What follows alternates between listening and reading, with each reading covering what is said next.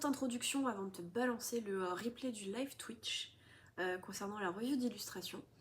La vidéo a vraiment visé à pouvoir me permettre de garder pour le moment mes replays Twitch, surtout sur des choses très spécifiques comme celle-là, parce que pour le moment, je ne peux pas cumuler, je ne peux pas garder mes vidéos sur la plateforme de Twitch, parce qu'il y a des objectifs à remplir vu que je ne l'ai pas créé il y a si longtemps que ça. Sache que tu peux me retrouver donc sur Twitch, sur Instagram, et je te mets la liste des endroits où tu peux me retrouver. N'hésite pas à balancer un petit commentaire, un petit j'aime si t'as aimé ce que t'as vu, à me donner ton avis sur les références que j'ai et comment je les utilise dans ma manière de dessiner. Et je te souhaite un bon visionnage.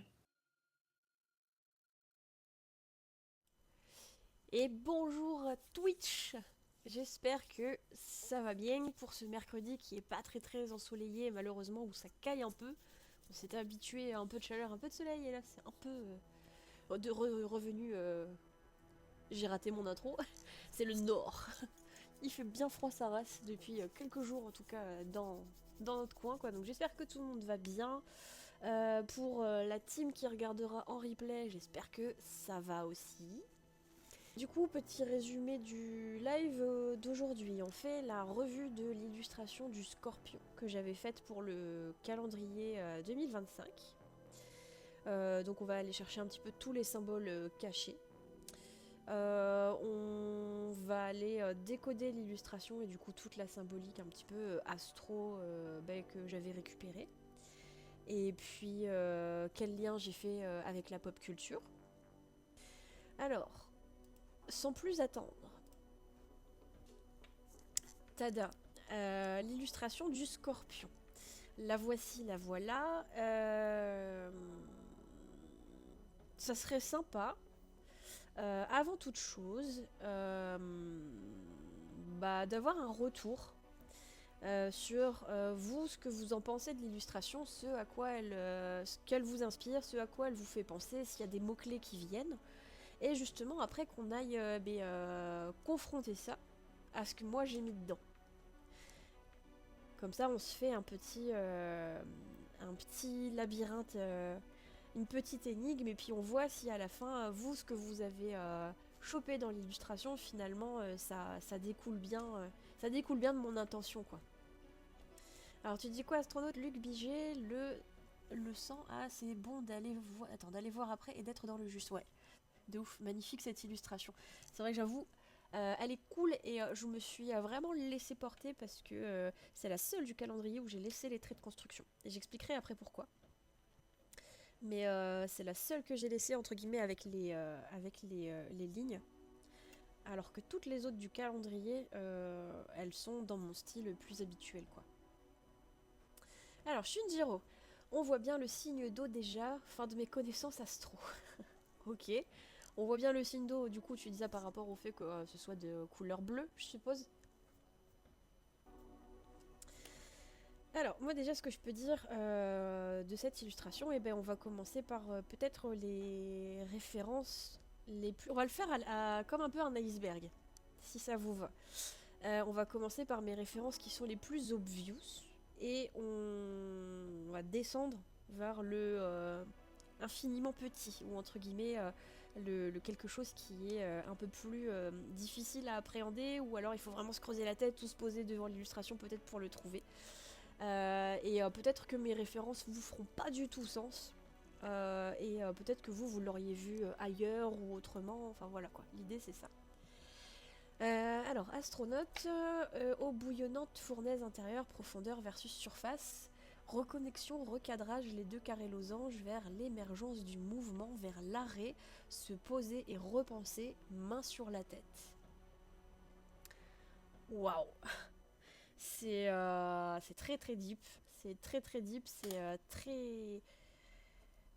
C'est vraiment dynamique. En tout cas, tous les mots que tu donnes font sens, je trouve, et ça donne un espèce de dynamisme finalement au sens que si tu trouves dans l'illustration. Et à l'illustration, moi, ce que j'ai voulu donner, du coup, c'est cool. Shunjiro, tu dis même le côté aquatique, je trouve. Ok. Si tu veux développer un peu et me dire ce qui t'a fait penser à ça. Parce que alors pour le coup je pense que c'est pas vraiment mon intention. Mais si toi ça t'a fait penser à ça, ça serait grave cool que voilà, si tu veux développer un peu, si tu veux en parler un peu, hésite pas. Le chat est ouvert. Astronaute, iceberg, tellement scorpion le concept. Après on n'ira pas dans le deep, hein, on n'ira pas aussi deep que, que prévu. Enfin voilà, on va faire un soft iceberg quoi. On va... Alors, en termes d'inspiration et de référence, ce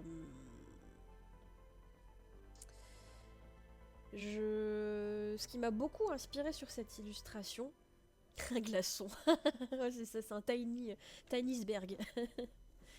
En termes de référence, j'ai eu pour sûr deux personnages, ou plutôt deux univers de la pop culture. Le premier, roulement de tambour, le premier, ça a été Constantine. Constantine, donc je sais pas si tout le monde connaît John Constantine,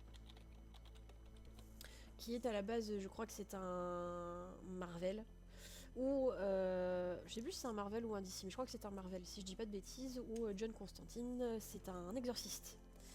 Un occultiste et en fait très clairement il en a rien à secouer de la vie parce qu'il est mourant et par contre il est complètement badass, il est toujours une clope à la bouche. Oui voilà, le personnage d'ici, je savais plus si c'était Marvel ou DC. Merci Shunjiro. Il y a un film pardon, qui est sorti en 2005 hop voilà. Il y a un film qui est sorti en 2005 avec Keanu Reeves. Mais voilà, John Constantine ressemble à ça. C'est un univers qui est assez deep, assez violent, mine de rien. Qui est vachement tourné vers l'occulte. Et les personnages sont quand même hyper intéressants. Et le personnage de John Constantine, Constantine est hyper torturé. Mais je trouve que ça fait partie de ces comics comme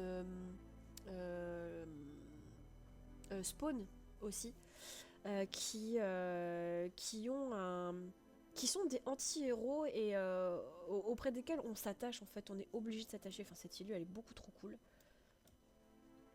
Elle est vraiment chouette, enfin, c'est vraiment un personnage hyper intéressant. On peut regarder vite fait la bande. C'était surtout l'arrivée de Satan dans le film à la fin. Je sais pas si vous l'avez vu, peut-être que si vous ne l'avez pas vu, voilà, tournez la tête 2 secondes. Il y avait vraiment de l'énergie de ce Satan qui débarque comme ça à la fin, alors que John Constantine il est à l'agonie et qu'il a sauvé une vie. Alors qu'il est hyper perso comme mec. Le personnage arrive. Et il a quand même un truc hyper magnétique quoi dans la vibe. Hop. Et en fait, ce personnage-là m'a vachement inspiré parce que hyper chaud, hyper magnétique, hyper cool.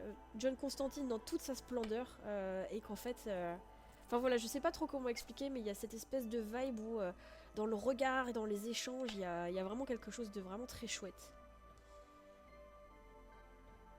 Enfin, rien qu'à le voir sourire, ce Satan, moi, ça me fume. Et puis le fait qu'il ait cette apparence humaine et juste avec les pieds dégueulant de pétrole, je pense, c'est vraiment cool, je trouve. Je trouve que ça allait bien. Enfin voilà, ça a été une de mes inspirations, mais je trouve que ça va vraiment bien, le magnétisme qui se dégage du visage. Enfin, il y a quand même quelque chose que je trouvais cool à aller explorer là-dedans, si on met avec l'illustration à côté. Une espèce de nonchalance comme ça que je voulais aller rechercher.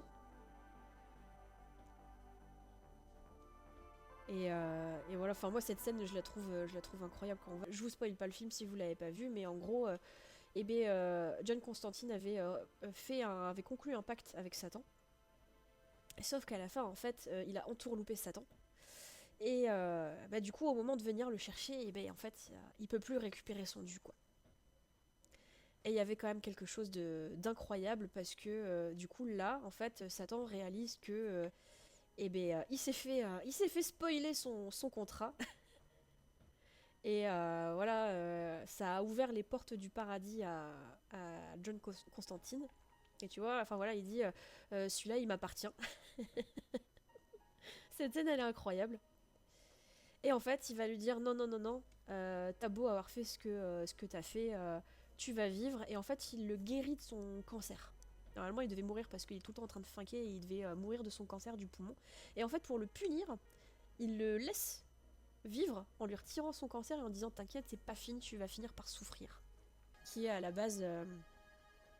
Qui est à la base un livre de Neil Gaiman et donc une série qui a été faite en 2022, donc de nouveau la pub, qui a été une série sur Netflix et donc qui raconte les aventures du marchand de sable en fait. Sauf que c'est à la sauce Neil Gaiman et comme on peut s'y attendre, c'est très très sombre, c'est vraiment très très cool. Hop, donc là voilà, on a ici le Sandman qui est là. Ça c'est l'univers, voilà, il est là. Enfin j'essaie de passer assez vite hein, sur les bandes annonces, mais en gros le pitch c'est que il a été emprisonné par un humain qui lui a volé son artefact et en fait il veut le retrouver pour retrouver toute la quintessence de ses pouvoirs en fait. Je trouvais que dans toutes ces inspirations là, il y avait quelque chose aussi d'assez Scorpion et du coup là où alors hop on va créer un calque pour pouvoir gribouiller dessus. Là où j'ai essayé vraiment de mettre des éléments de mes inspirations. Euh, En tout cas pour John Constantine, je pense que je suis vraiment allée chercher les yeux ici. Vraiment la profondeur du regard et le fait que derrière l'apparence humaine, on sent qu'il y a autre chose quoi. On sent qu'il y a un truc un peu plus profond, un peu plus deep, un peu plus magique, un peu plus démoniaque. J'ai fait le choix de ne pas faire un personnage de plein pied. Mais voilà, l'idée c'était de donner de la profondeur au regard. Je pense qu'on peut même, pour vous montrer, tac, tac, tac, tac, tac, tourner l'illu. Alors, je vais juste rotation de l'image, tac, voilà. Je trouvais que j'ai hésité au début à la faire comme ça. Je trouvais qu'il y avait une espèce de malice un peu dans le regard. Mais je trouvais ça trop direct. En fait, je voulais qu'il y ait vraiment ce côté à deviner, à limite à devoir prendre l'illustration, à la tourner, en fait, finalement se perdre un peu parce qu'on sait pas dans quel sens la lire, mais que finalement, en fait, elle peut se lire dans tous les sens, et ce qui amène aussi à reformer cette forme qu'il y a autour du personnage, c'est-à-dire de le tourner un peu dans tous les sens et de se dire, bah moi, ça me parle comme ça. Voilà, je voulais amener un petit peu de mystère et donc là voilà, dans les yeux du personnage, je voulais vraiment amener. Après, il y avait aussi un peu les ongles qui sont un petit peu monstrueux, pointus comme ça, et puis rappeler le bout noirci des doigts, comme les pieds du personnage de Satan dans John Constantine. Et pour le Sandman, et tout simplement, je voulais vraiment marquer ça là, toute cette partie là. Toute la partie où finalement elle te regarde toi le spectateur de l'illustration bien en gros, bien comme ça, mais tout ça en fait c'est elle qui est en train de s'évaporer un peu comme le marchand de sable. C'est vraiment le fait de se dire voilà, limite je prends ma tignasse, je secoue et en fait ça y est, ça commence à s'envoler et à partir quoi, et puis c'est là où elle se retourne et qu'elle te regarde et le petit sourire malicieux en mode tu m'attraperas pas. Parce que voilà, il y a cette espèce de truc où on secoue et puis ça part en fumée, ça part en poussière et puis ciao bye bye, ça redevient libre, ça prend une nouvelle forme et ça devient libre en fait. Il y avait cette espèce de transformation, rédemption, changement que je voulais amener comme ça. Et ce que je trouve est cool, et ça, on va commencer à rentrer dans la deuxième strate par rapport au sable, la deuxième strate de l'iceberg, c'est que je sais pas si vous l'aviez vu. Mais ici, il y a, hop, je vais mettre les formes en surbrillance. Tac. Mais, alors je sais pas si ça va parler comme ça, mais en fait pour bien l'expliquer, il faut que je vous montre l'illustration de la balance. Donc en fait, celle du signe avant. Parce que vraiment j'ai essayé de chercher un fil conducteur.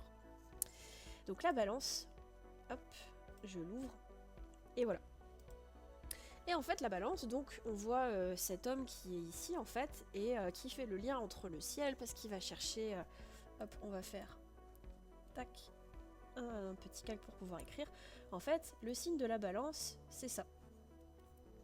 Et en fait, si on réfléchit bien, si on regarde bien...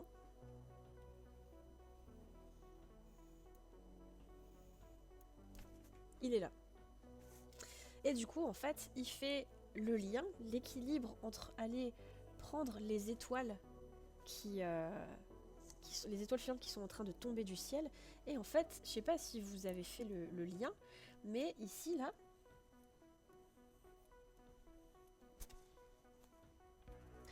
il y a toutes ces petites étoiles en fait qu'il a pris du ciel et qu'il allait mettre dans les fleurs pour entre guillemets les faire briller plus, pour faire le lien entre l'espace et puis la terre, pour vraiment faire quelque chose de créer une osmose en fait.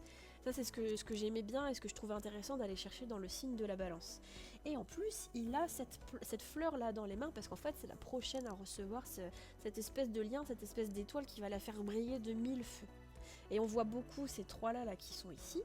Et dans la composition de mon image, ce qui est cool, c'est que du coup, en fait, ça fait un espèce d'entonnoir comme ça, où vraiment, j'essaie vraiment de donner ce mouvement et de garder ce mouvement, où vraiment tout l'axe principal, il est ici.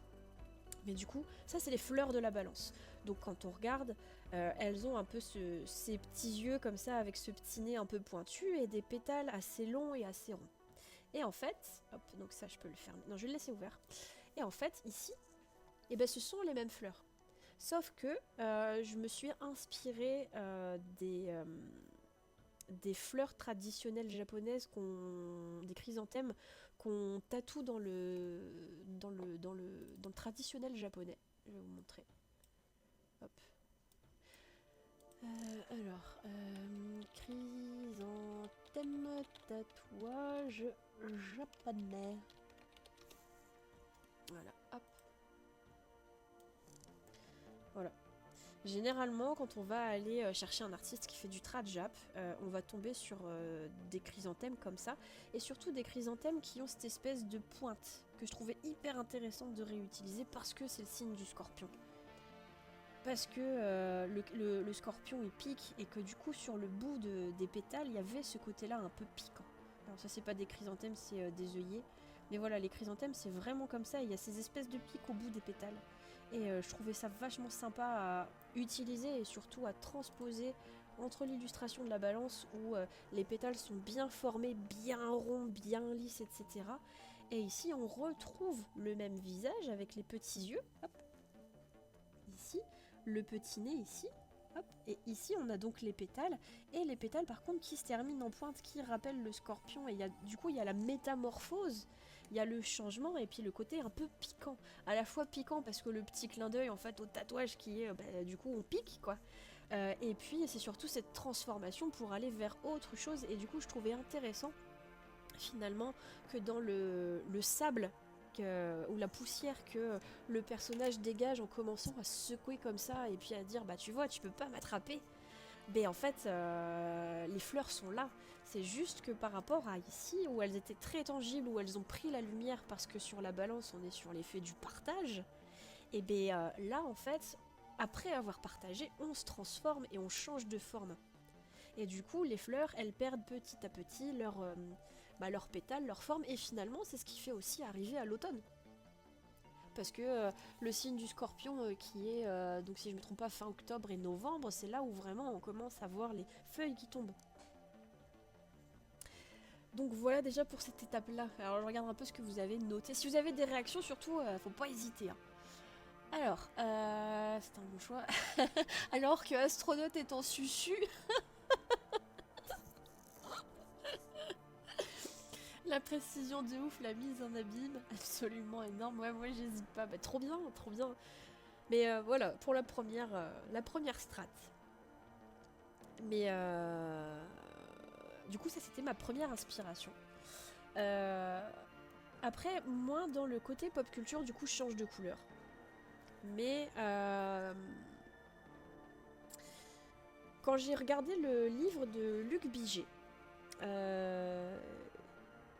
il y avait le fait qu'il discutait, enfin qu'il parlait du signe du scorpion, voilà, le dard, le machin et tout, et en fait il disait aussi que, alors je saurais plus dire exactement comment il le dit, et détrompe-moi, hein, surtout si je dis n'importe quoi, astronaute, mais il disait que potentiellement aussi le signe du scorpion, finalement ça pouvait être aussi un serpent, un reptilien. Et en fait, du coup, là où j'ai voulu marquer ça, ben, c'est en mettant des espèces de d'écailles en fait, ici, à partir de là. Et en fait, pour après montrer qu'il y a un peu des écailles partout, quoi. Mais qu'en fait, elles sont cachées de prime abord. Et puis, surtout, il y a ce côté un peu... bah, le serpent est un reptile, le serpent n'a pas de bras, et finalement, c'est sur les bras de ce personnage que les écailles, elles apparaissent. Parce que il y avait ce côté aussi, pour moi, où les bras, ils représentent le passage à l'action. Ils représentent le fait d'évoluer plus simplement, parce que avoir des bras induit le plus souvent d'avoir des membres postérieurs, et puis ben, du coup d'avoir la capacité de se déplacer avec les membres postérieurs, et la capacité de passer à l'action avec les membres supérieurs. Et du coup je trouvais intéressant d'aller mettre justement les écailles sur les membres supérieurs, parce que y avait ce truc de, pour moi, le scorpion, c'est un des signes qui peut pas être indécis. Il est obligé de faire des choses pour se structurer. Il est obligé de faire des choses pour... Il peut pas rester dans l'inaction. Parce que pour moi, s'il est dans l'inaction, c'est là où il se bouffe de lui-même, où il est complètement inerte et il perd de son flow en fait. Et du coup, pour moi, le signe du scorpion, c'est à la fois tu peux pas m'atteindre parce que je suis intangible, je me remets toujours en question. C'est si tu m'attends à gauche, et ben en fait je serai à droite. Et en fait, je suis toujours en train de bouger, je suis toujours en train de me soulever, je suis toujours en train de me mouvoir, d'escalader, de faire des trucs. Et en fait, tu peux pas me retenir, tu peux pas me maintenir. Astronaute, oui, à Skip, avant le signe du scorpion, se faisait appeler le serpent-aigle, évolution, transformation, phénix, tout ça, tout ça. Hyper intéressant, l'inaction proscrite pour le scorpion. Mais après, moi c'est comme ça que je le vois. Après, si ça se trouve, il y a des personnes qui sont scorpions et qui vont me dire moi ça me parle pas du tout. Moi j'ai besoin d'être sécurisé avant de bouger. Enfin voilà. Et puis après voilà, je pense que dans l'énergie, effectivement, le être juste scorpion ne fait pas tout. Je pense que du coup, de toute façon, tu étais mieux placé que moi pour le savoir, hein, astronaute. Mais enfin voilà, il y a cette énergie de base, et en fait, parfois elle s'exprime pas, ou elle s'exprime autrement parce qu'il y a d'autres trucs qui parlent plus fort, ou qui parlent avant, quoi.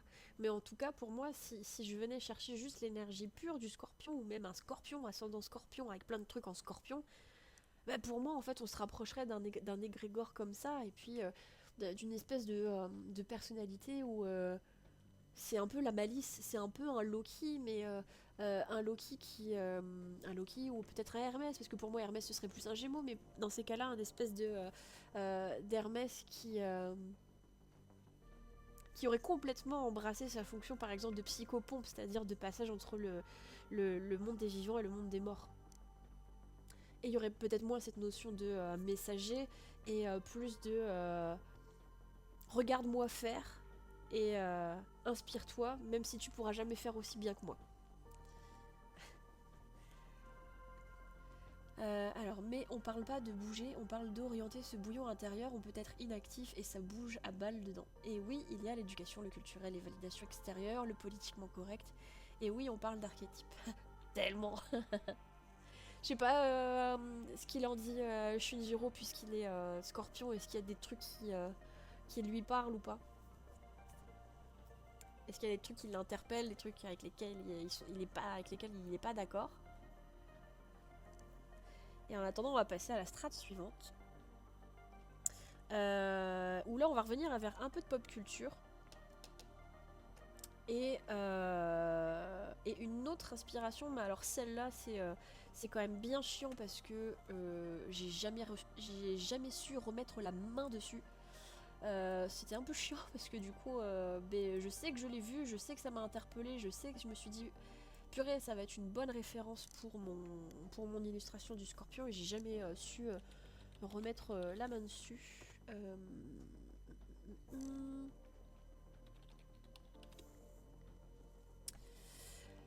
tu dis quoi, astronaute? Il serait le mieux placé pour en parler. Vas-y, balance tes vérités, je suis sûre. C'est pas moi qui l'a dit, hein. Je crois que c'était ça. Non, c'était pas ça. Voilà. Alors, strat suivante. On va du coup encore changer de couleur. Et comme point d'introduction, on va prendre du rose parce que le rose c'est cool. Enfin non, c'est pas cool du tout, mais voilà. Point d'introduction, c'est encore de la pop culture et cette fois c'est... Alors, il dit quoi Shinjiro? Je dois pas être full scorpion, je sens bien le côté inaction insupportable, surtout dans le manque de patience. Toujours la remise en question aussi, je sais pas si ça peut y être assimilé. Astronaute a dit quoi? Et les petits pointillés jaunes à gauche de Lily, tu vas nous en parler. Si je bouscule ton planning, ne tiens pas compte de mon message. Alors, Cécile, t'inquiète pas, ça arrive. Ça arrive. Et tu vas me dire, pouah, je te connais. Shinjiro, alors je sais pas si le côté inaction ou remise en question sont liés. Je bois un peu d'eau et ça fait, je parle beaucoup, du coup je bois un petit coup d'eau. Après, est-ce que dans ce cas-là, la remise en question, c'est est-ce que je suis sûre de ce que je vais faire ou je sais pas quoi faire et du coup je tourne en boucle parce que du coup là c'est plus peut-être en termes d'intention que ça change quelque chose.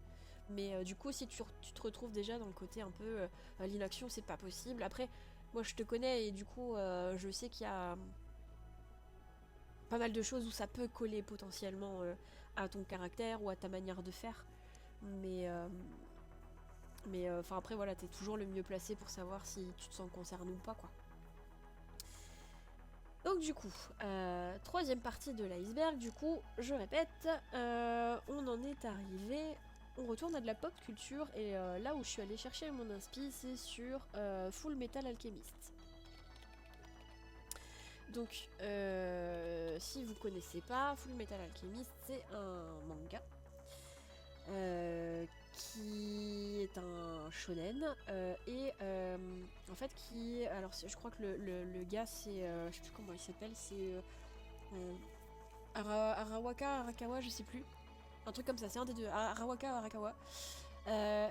Donc en fait ce manga raconte l'histoire de deux frangins qui sont enrôlés, enfin qui s'enrôlent dans l'armée impériale, dirons-nous. Et en fait, donc, le plus grand des frères, c'est le petit blondinet ici, et le plus petit des frères, c'est celui-là. Et il est dans une armure, en fait, son âme a été scellée dans une armure parce que dans ce monde-là, il y a de l'alchimie. Ils ont voulu, en fait, le pitch de départ, c'est que pour avoir des plus grands pouvoirs d'alchimiste, ils ont fait appel à de l'alchimie qui est interdite. Et en faisant ça, en fait, non. Attends, je dis une connerie. Non, c'est pour ressusciter leur mère. Voilà, c'est ça. Pour ressusciter leur mère morte, ils ont fait appel à de la magie, enfin de l'alchimie interdite. Et en résulte que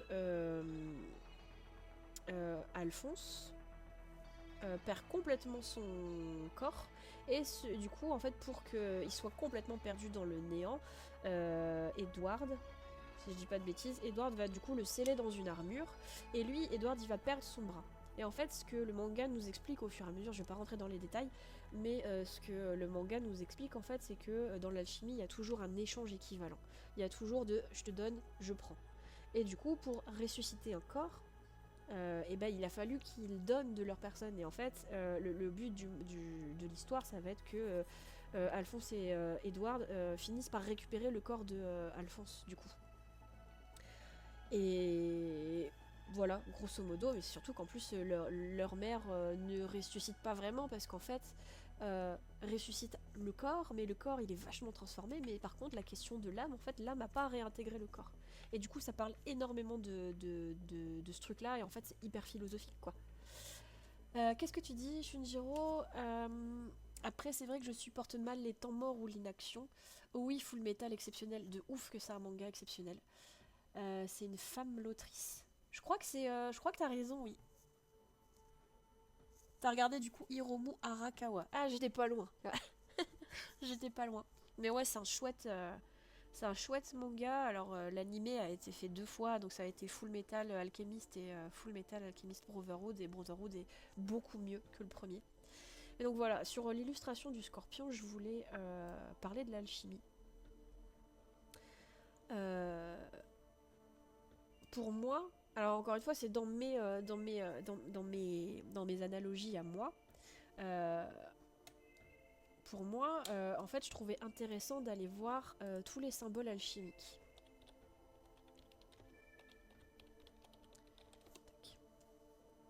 Hop. Je trouvais sympa. Hop, on va prendre. Qu'est-ce qu'on va prendre?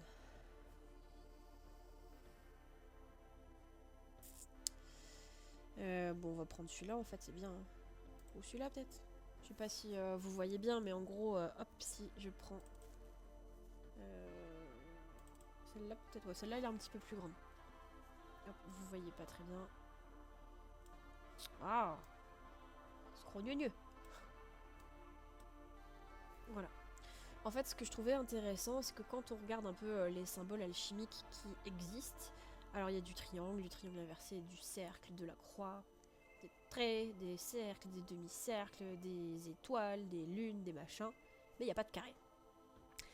Et du coup, moi, avec mon impertinence incroyable, c'est que je suis allée chercher des carrés. Je me suis dit, moi, je veux des carrés. Moi, j'aime pas quand c'est rond. J'aime pas quand c'est trop commun. Et je pense que les scorpions n'aiment pas quand c'est trop commun non plus. Alors tu dis quoi, Shinjiro? Même Ju qui est pas trop orienté animé à regarder l'animé jusqu'au bout et à bien aimer. Mais vraiment il est incroyable, hein, puis il permet de réfléchir tellement sur le sens de la vie et le sens de l'âme il est génial quoi, il est incroyable. Mais donc du coup, nous avons ici un premier carré. Hop. Et quand on regarde bien, donc ça fait 1, 2, 3, 4. Et donc du coup, j'ai fait un deuxième carré. 5, 6, 7 et 8. Le signe astro du scorpion, c'est le 8e signe, si je dis pas de bêtises. En plus, le 8, finalement, ça ressemble un peu à un signe de l'infini.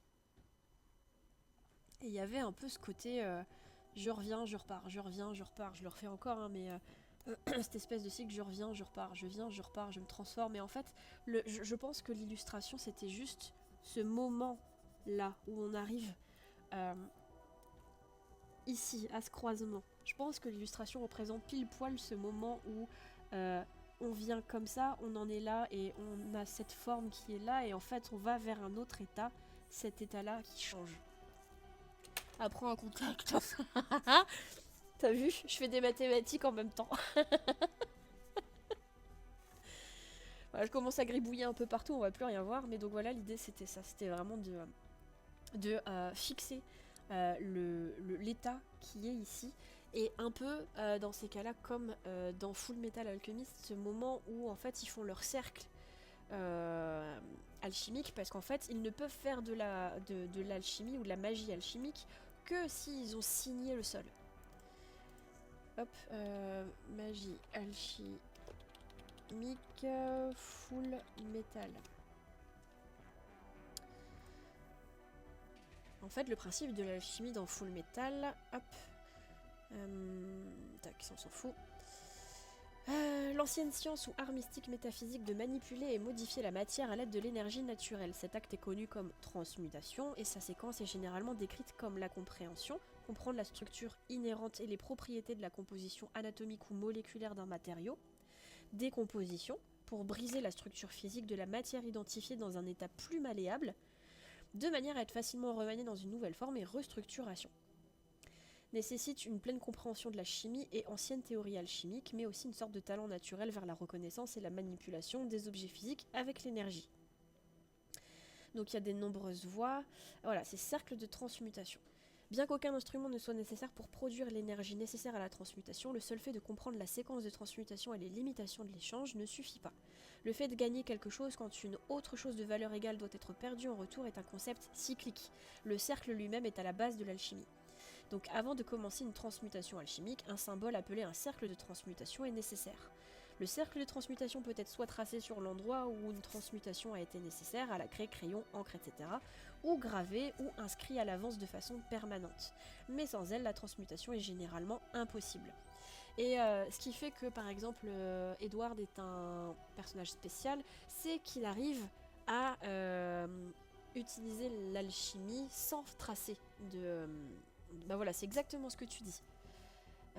Sauf Edward, le petit blond qui peut faire de l'alchimie sans signe. Voilà. Attends, tu dis quoi avant? Je bloquais toujours à 7, merci pour la suite. Avec plaisir. En plus, je t'ai bien montré comment on fait un 8 maintenant. Tu peux plus te tromper maintenant. Mais enfin voilà, du coup, l'idée c'était vraiment de partir de ce truc-là et de dire ok, en fait, j'ai mon cercle de transmutation.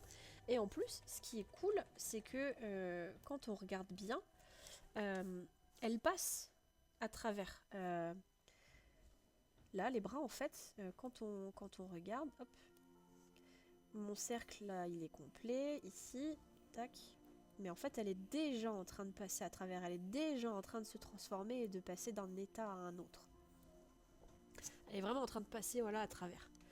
Ça fait 3 fois que je le dis. Mais donc, du coup, il y avait déjà cette espèce d'idée encore une fois, de transmutation, de changement, d'évolution et tout. Et donc, en fait, quand j'ai regardé ça, parce que du coup, moi les cercles, je trouvais ça chiant et je trouvais qu'avec les carrés, c'était beaucoup plus intéressant. Et en fait, quand j'ai regardé comme ça, j'étais là, putain, on dirait vraiment une étoile ou un soleil. Et en discutant de choses et d'autres, et en parlant de ça avec une copine, elle m'a dit, ah bah ça me fait penser à un livre que j'avais lu, où l'alchimie est représentée par un lion vert. J'étais là, ah ouais, oh, des barres et tout, machin. Et c'est là où ça devient rigolo. C'est que, du coup, alors je l'ai retrouvé là, mais ça m'a pris du temps. C'est que, tada, le symbole alchimique du lion vert dévorant le soleil.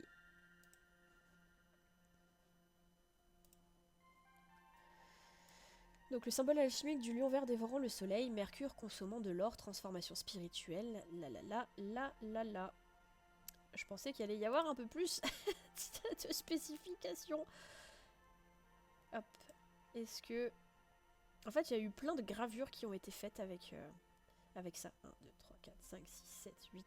Et en fait, pareil, là, il y a 8. Il y a 7 étoiles plus le soleil qui est la 8ème. Je sais pas ce que c'est par contre le soleil de Milius. Si vous voulez regarder avec moi, on a le temps de toute façon. Et puis on n'apprend jamais trop. Hein. Hop, soleil de Milius. Qu'est-ce que c'est le soleil de Milius? Eh ben on ne saura pas.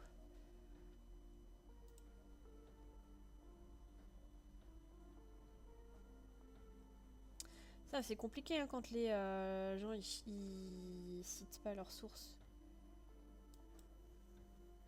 Lion vert dévorant le soleil. Et moi je ne sais plus. Ah voilà. Le Léo Viridis, le lion vert qui dévore le soleil, était un symbole utilisé par les alchimistes d'antan. Il symbolisait la quête du savoir. Qui signifie les... Ok. Ok, donc ça on s'en fout.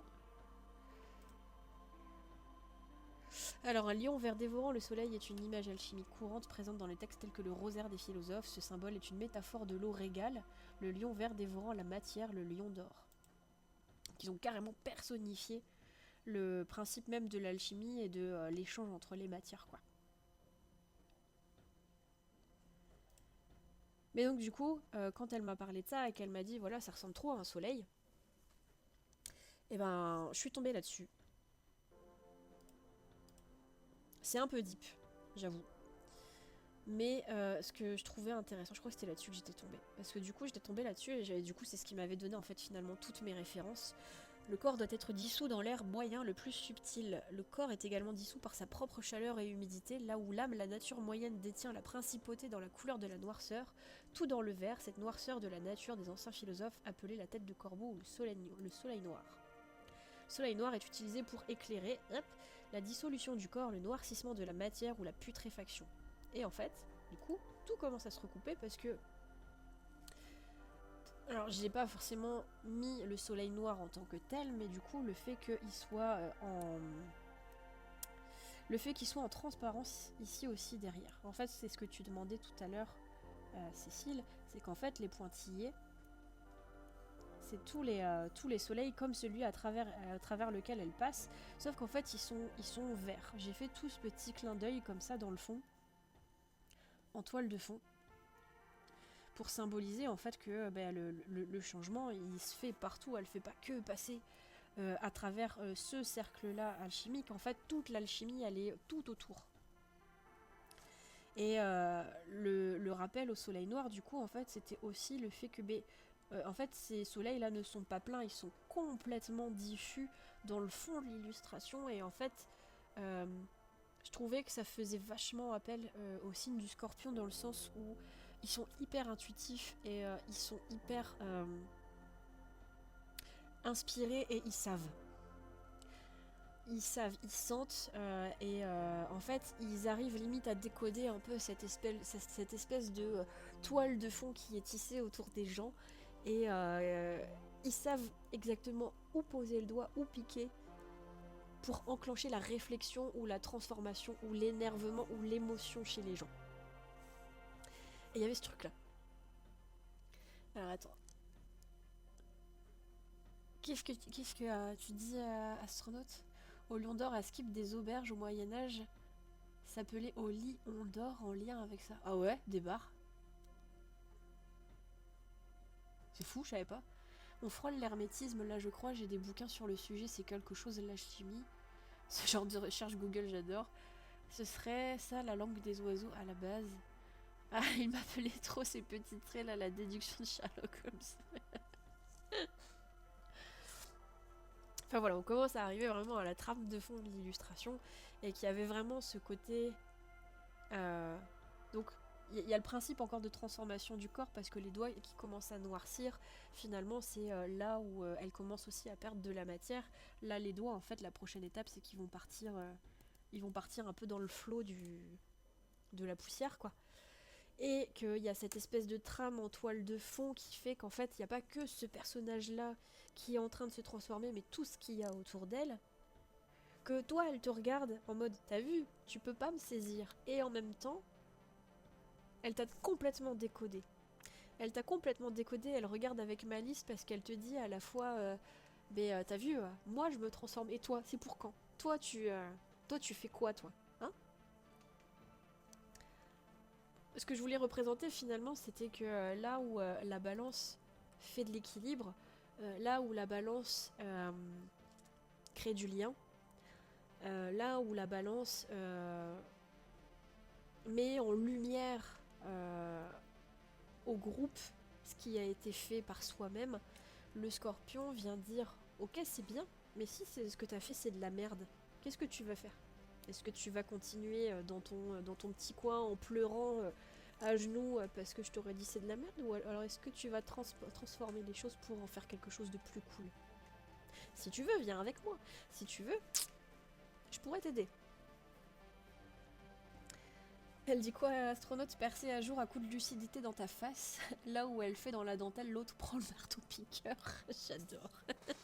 C'est exactement ça. C'est exactement ça. Et du coup, pour les personnes qui avaient pris le calendrier, alors ça va être une petite exclue parce que du coup je l'ai pas partagé. Avec le calendrier, j'avais fait un petit PDF qui allait avec pour accompagner tout au long des mois ce que je trouvais intéressant d'aller travailler finalement.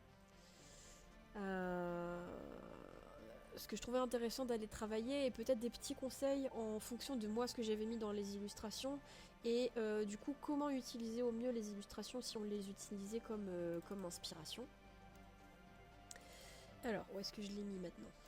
Veuillez m'excuser pour cette incroyable transition.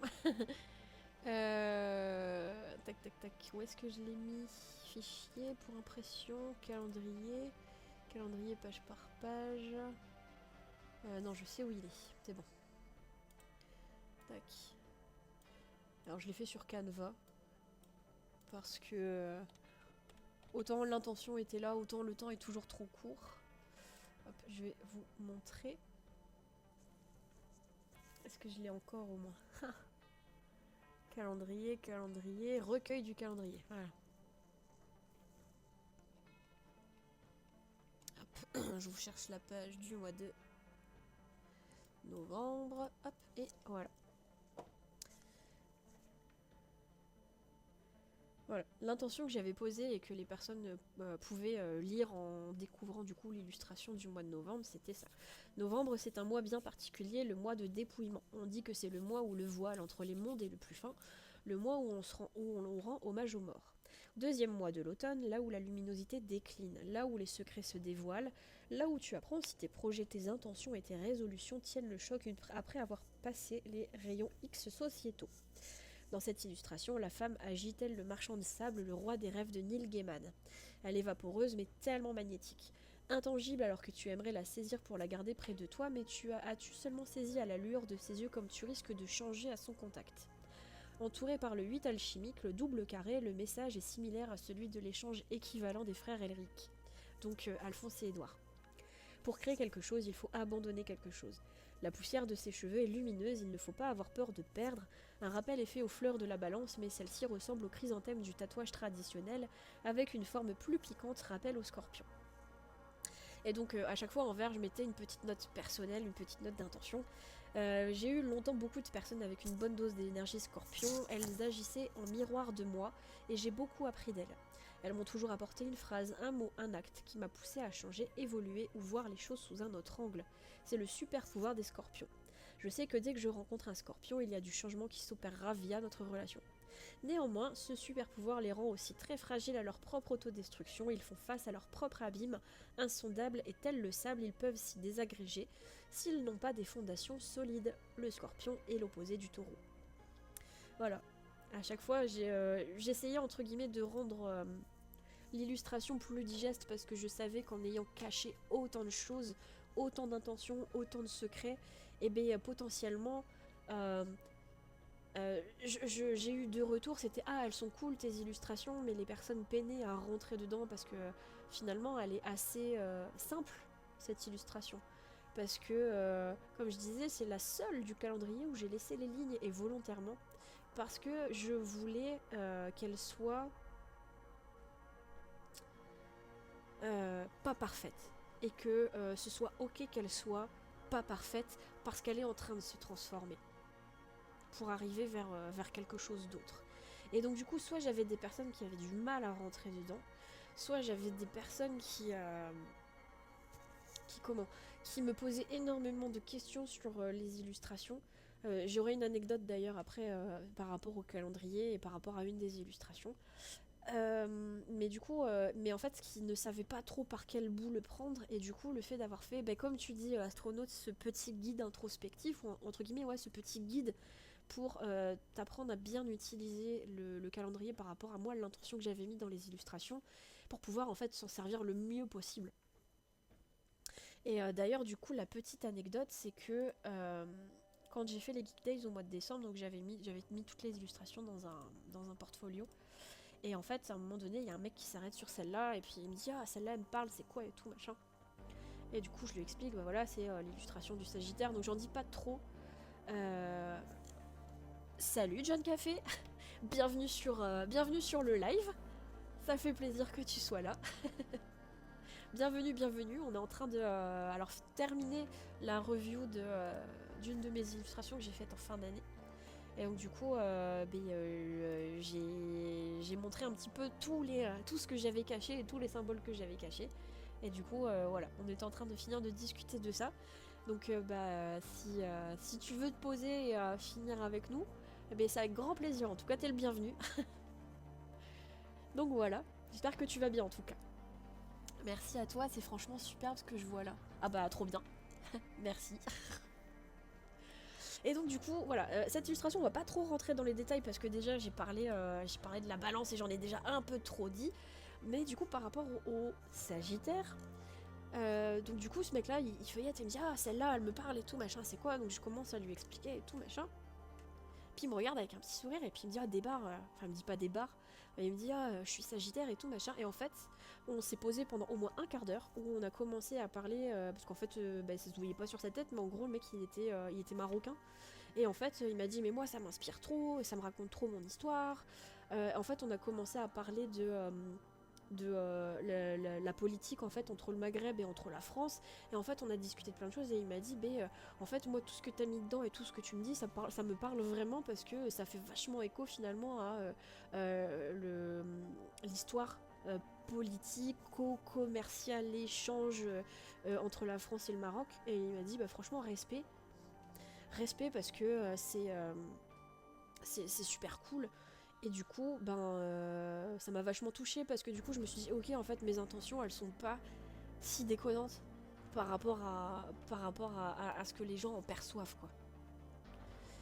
Donc voilà, ça fait encore beaucoup et finalement, avec le recul, je trouve que pour une illustration qui finalement a pas tant d'éléments que ça, il y en a des choses à raconter, quoi.